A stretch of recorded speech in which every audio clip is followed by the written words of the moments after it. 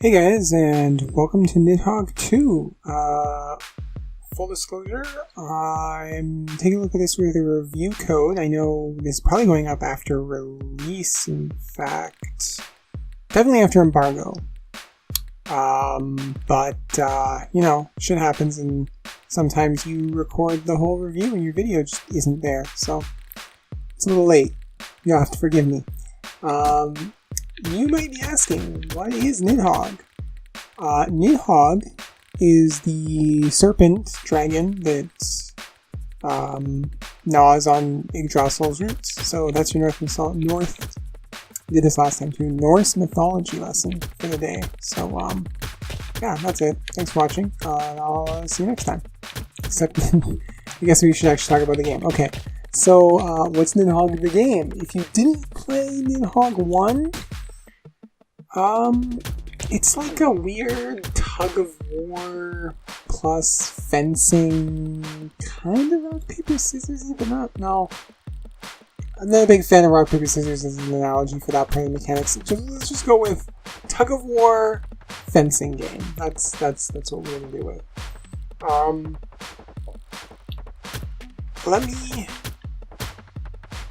Let me cover the basics of Nidhogg, and then we'll go into what's different about the second game. So I'm gonna, if you're like me, you have no friends whatsoever, and you hate games that require you to have friends. You don't play Overwatch because you hate having to play with other people. Nidhogg is definitely not for you. Nidhogg is a very much multiplayer game. That being said, I actually quite enjoy it. Check it out. It prevents you from having the same color as your opponent. Didn't know that. So I'm gonna very quickly whip up a, let's just go with the basic man. And so here's my super secret cheat. If you are like me and you hate playing video games with other people, here's my super secret cheat to play Nidhogg all alone. Get this. Okay, so you take a second controller. You can do this for tournament too. Don't quit.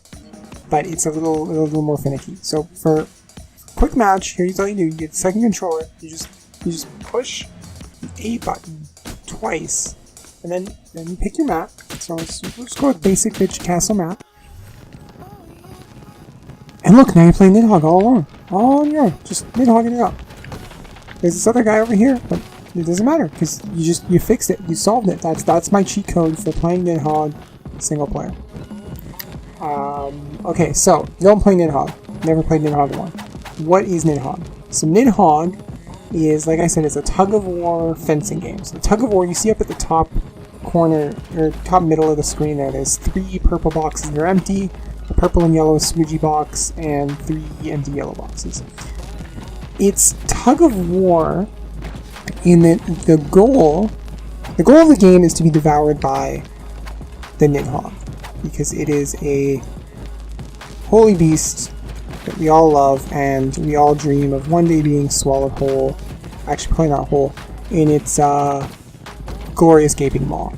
So to do that, we need to get to the screen on the end. So like any sports game, basketball, hockey, soccer, football if you're not American, the goal is to get from one side to the other. I mean, when you boil it down, that's all sports are, getting from point A to point B. You might try and argue that, in soccer or football or anything else, you have to bring a ball with you, but that's not entirely true. I mean, soccer is 11-man team, so there's 10 people not touching the ball. They just gotta run from one side to the other as fast as they can, and that's all Nidhogg is, running from one side of the screen to the other as fast as you can. Now, I'm gonna do that. Oh, we're stuck. Oh, actually, I could. Okay, that didn't go entirely as planned, so let's back off. So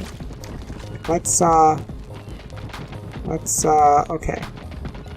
So you see here, if I try and jump over him, I cannot run past him. In fact, I kill myself and spawn on the other side. That kind of messing up my tutorial up a little bit, but shit happens.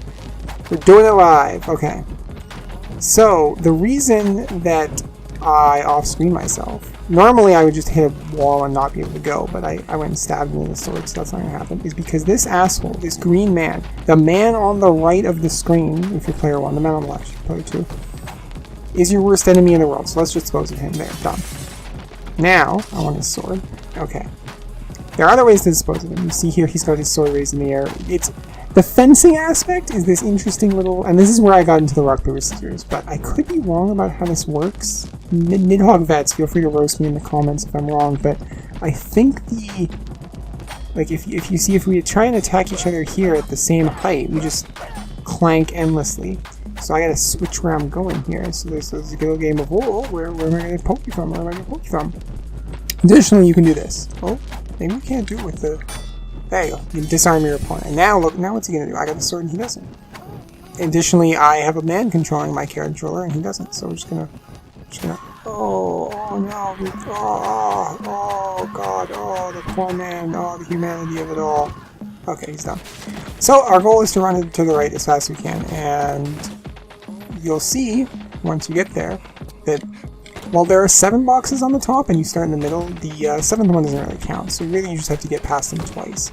And there's all sorts of things you can do. You can kick him out of the way, you can throw your weapon to kill him. But once he's alive, you don't really have to bother, you just run by him. And having the weapon makes you run faster. There are some weapon variants, but I'm going to get into that later when I discuss, the Nidhogg 2 differences. Because in Nidhogg 1, there was just 3. And there we go. There's the Nidhogg in all its glory, devouring us in a tiny little globulets. And we're good. We won. Or lost, depending on your viewpoint. So yeah, that's Nidhogg in a nutshell. Nidhogg in a nutshell, okay. Oh, how did I get in this bloody nutshell? So, if you did play 1, what's different? Well, there's this arcade mode for 1. I don't think that was in the first game. I could be wrong. If I am, feel free to tell me I'm a huge fucking moron in the comments. But I'm pretty sure there was no arcade mode in the first one. There is tournament mode. That's still around from the first one. Basically, I mean, I'm pussyfooting around it here a little bit, but okay, let's talk about what's different. It's the fucking aesthetic. That's what's different about Nidhogg 1. Oh, now it's defaulted to him to purple, so I can be purple without touching his controller. I guess I'm gonna be green. Ew. Let's mix that up. Oh yeah, that looks fucking glorious. There's also these clothing things you can mess with. I wanted to actually mess with it. I didn't. Ah, purple, perfect. So there's a couple of different options. I think there's like 15 hairs and roughly 8 or 9 for the other options. So it would be, some guy that just walked out of a hot topic here. Let's get him. Yeah. And why he has an eye patch. I'm gonna go with the eye patch. Yeah, why he has an eye patch, I don't know. And I'm just gonna, move my, oh, this is my super secret cheat. Don't tell the feds. There we go. There's more levels than Nidhogg 1 had. I think Nidhogg 1 had 4 levels. They had Castle, Wilds, Clouds, and Swamp, I want to say was the 4th one, but I'm not sure on that. Visual aesthetic is a big thing. You can see the Nidhogg flying around the level here. You can see a little bit of Nidhogg in the airship. You can see a Nidhogg down here in the swamp. This tree creepily follows you wherever you rotate around the map. Let's do airship because I like that level actually a lot. You see there's... Was it not airship? It was an airship.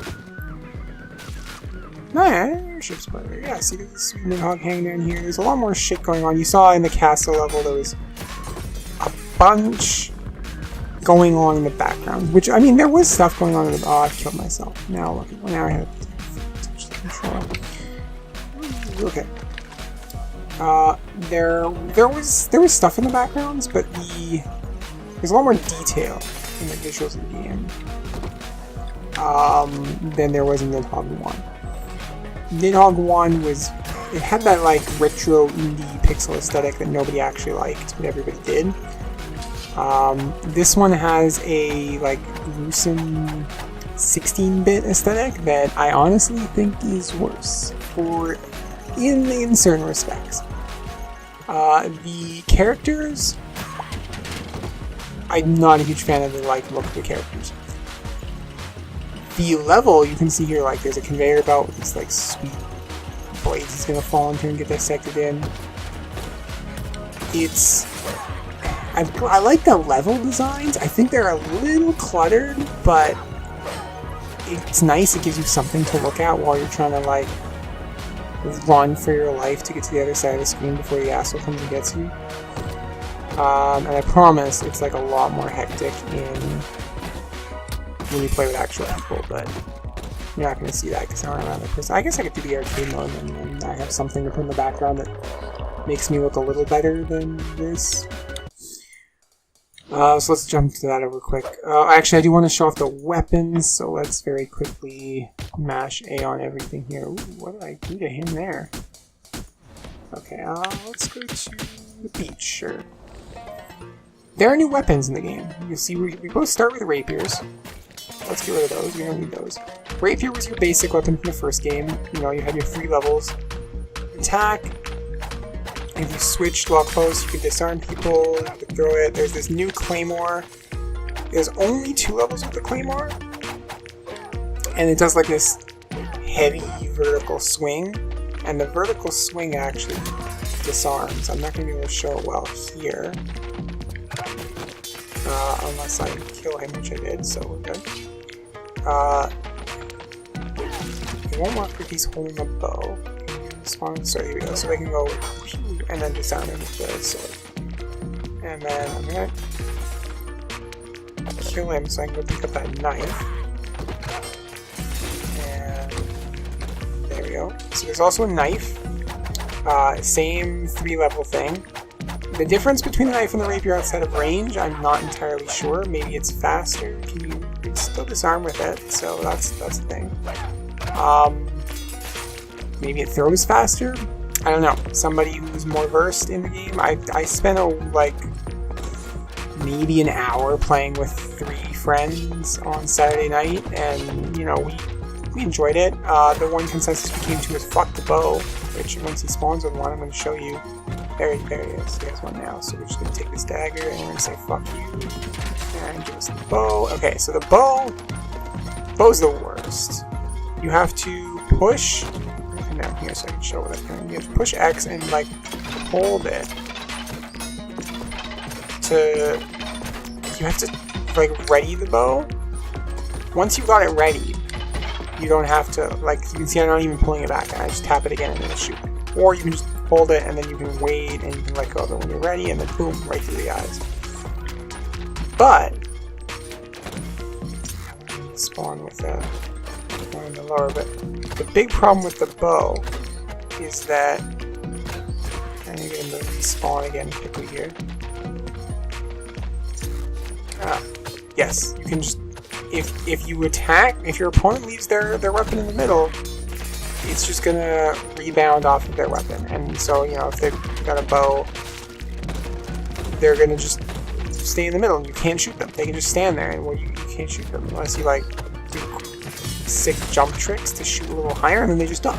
Or you can shoot at their feet and then just jump. So, I mean, I guess there's still level play to it, but I was never a fan of the bow. We found ourselves just kind of tossing the bow immediately and going weaponless. You run faster, you don't have to deal with the bow. It was a lot better. So we're not a fan of the bow, but I mean, honestly, these games, if you've never played Nidhogg is a very tense and fast-paced game. You're not alive for very long. There are oftentimes you're killing yourself because you'd rather spawn faster. Like, you can't chase opponents reliably, so it's probably better to just kill yourself a lot of the time, and so you don't exactly plan on being alive very long. So, like, it's not a big deal, but it kind of sucks that there's a weapon that I just actually can't stand. But, you know, whatever, shit happens. I'm glad that there is variety, I just wish I liked the variety better. He got me, okay. Yes, there's aesthetic differences. I'm not a big fan of the characters, but I do kind of like the levels. Clothing is sweet, having different color clothing choices, that's really cool. And having a variety of maps, some of them with interesting mechanical aspects to them, is kind of nice. But the aesthetic thing really kills it for me. Like, the characters look kind of dumb, and not dumb in like a I don't like them dumb way, but like a dumb in like I think they're actually mentally deficient way. I've never seen them fought before. That's kind of cool. yeah, they look like they have something wrong, like their brains aren't all there or something, which I mean makes sense because you are like, why did you jump in over there? You are like racing to be devoured by a serpent, so I mean I guess it makes sense that your brain's not all there. Additionally, and I'm going to try to show it here, I'm not a big fan of the Nidhogg's design. Like, it didn't look exactly majestic in the first game, but... Oh, I killed myself by walking the other way. I thought I had that advantage. There we go. But I'm not a fan of the Nidhogg's redesign either. Yeah, that's right. Throw your sword all the way, but keep chasing me because I can outrun you. Got it. Okay. So take a look. Look, like these guys look like Muppets. And then, like, watch the Nidhogg down here. It's like it's got fart gas coming out of its mouth. It's got a scrunched nose. It's like its brain is hemorrhaging. It's got big derpy eyes. I'm not a fan of the character aesthetic in the game. The visual aesthetic of the game, not a plus. It's almost bad enough that I'd rather just play Nidhogg 1. I'm just gonna let it idle on like trailers and stuff while I finish talking here. So, you know, that's a thing. If it doesn't bother you, great. There's more here, so you're gonna love it. I mean, I remember not being a fan of the pixel aesthetic in the first game, but I definitely prefer that to this. I like the clothing and the choice thing and the level diversity, although the levels are too cluttered. And they still follow a kind of weird, like, disgusting aesthetic to it. I'm using the word aesthetic a lot, but I mean, like, I think at some point I was thinking about saying that it's the upgrade from Nidhogg 1 to Nidhogg 2 is akin to the upgrade from the Binding of Isaac to the Binding of Isaac Rebirth. It's the same game, it just looks better and has slightly more things in it. Which, for the Binding of Isaac, it's a great addition. More things is fantastic. Looking better, running better is great. For Nidhogg, I mean, it didn't need to look better. And it was a very well-polished, minimalistic game. That was part of the, like, appeal of it. So to have it lose that minimalistic bit for this, it feels almost like a step backwards. You can see some 1v1 bow play here. That's not fun. I don't like the bow. Lots of maps, though. Maps are really nice looking. Again, I'm not huge on the grossness. I guess that Binding of Isaac comparison is a little more apt since it's a lot of pustulence and there's a lot of shit motifs in some levels. Like, I think at one point there's just statues made of feces. There's dead Nidhogg parts in other levels. The clouds are actually kind of nice. Which is the level that they're fighting on right now. Also, like, this is a good example of, like, really good Nidhogg fights where, like, nobody can manage to kill each other and you just kind of fight endlessly until some person almost screws up and then falls off the edge. Different elevations also really kill the bows, you can see here. It plays great, though, still. Like, it still is the same great, tense, fast-paced Nidhogg gameplay. So if you can get over the aesthetic, it's a definite, like, easy upgrade. Like, it's just a better game if you can deal with the aesthetic. I, personally, can't. If I play Nidhogg some more, I'll probably just play Nidhogg 1. They did evolve it in a nice way with some new weapons, which I would miss, but I don't entirely get the meta of the new weapons. Like, the bow having range is nice, but it just feels awful most of the time. The claymore and dagger the dagger seems like an objectively bad rapier, and the claymore just seems like the same thing, albeit no middle. Which that guy just saw it didn't work for him. But yeah, tournament room's still around if you want to do sweet, like, big man tournaments. If you've got a bunch of people over and they all want to play Nidhogg, and you're like, well, it's a two-player game, guys. You can't all play Nidhogg. You know, maybe why don't you guys just set up a game of, like, Dominion or Catan over there and just sell yourselves for, like, 8 hours. You don't have to do that. You can set up a sweet tournament mode. You can, you know, everybody just do their own little thing. It does brackets for you and everything. It's great. You can also do, I'll take a quick second to show you, this is my favorite one. No, let's not go online. Local tournament. You can set up to 8 players, 3 to 8. We'll do an 8-man one. Sure, why not? No time limit. Time limits are for losers. You can customize your weapons. So you can say, Bo, you know what? Honestly, I don't care. You can go full vanilla. You can move its spawn priority, so you can spawn with nothing, which I think is, this one is spawning with nothing. But, I mean, honestly, full vanilla. Boom, done. And there's these cheats. Boomerang's still here, Spine Swords is still here, Low Grav's still here, Baby is still here. I'm not a huge fan of Baby, although with Low Grav, Baby does make for a really interesting fight. That killed it all. And yeah, I don't want double elimination, let's be real. Off, off, off. That's fine, cheats. Boom, boom, boom, boom. Start tournament, there we go. So, you know, we all get set a color, we all get set our own clothes. You push A so that the other person can play the game. You will get to pick your level in tournament. And, you know, you can do the sweet little baby frog thing where you have to get up against that guy and kill him. And stomp his face, and then you just, little frog hoppy game. You can play interesting little game modes of tournaments. Get your buddies together. It's a great time. So yeah, if you like Nidhogg 1, boom, Nidhogg 2. You don't need it, but you might appreciate the new levels and weapons. If you don't have Nidhogg 1, you should probably definitely just get Nidhogg 2. If you've never played Nidhogg 1, I don't think the aesthetic upgrade is going to bother you as much as it bothers some people. Like, you can take a look at it there. Look at what people are saying about Nidhogg right now, and I can guarantee you that literally the only bad thing people can say about it is they don't like the way it looks. Everything else is fucking fantastic. A great game to kick back and get out of your friends with. You know, you'll start, and, you know, you'll be on the left, your friend will be on the right, and by the end of the map, you're on the left, and your worst enemy, the man you want to strangle in his sleep, is on the right. And, you know, that's what video games are all about. It's turning your friends into mortal enemies and having a good time. And Nidhogg does that. It's a fantastic game. I just don't like the visual upgrade. Why, guys? Messhof, what'd you do? Anyway, yeah, that's it. My too long didn't read is, I like it. Get Nidhogg 2. Even as much as I don't like how it looks, I still think it's a fantastic game. So, boom. That's Nidhogg. Thanks, Messhof. And thanks for watching, guys. See you next time. Bye for now.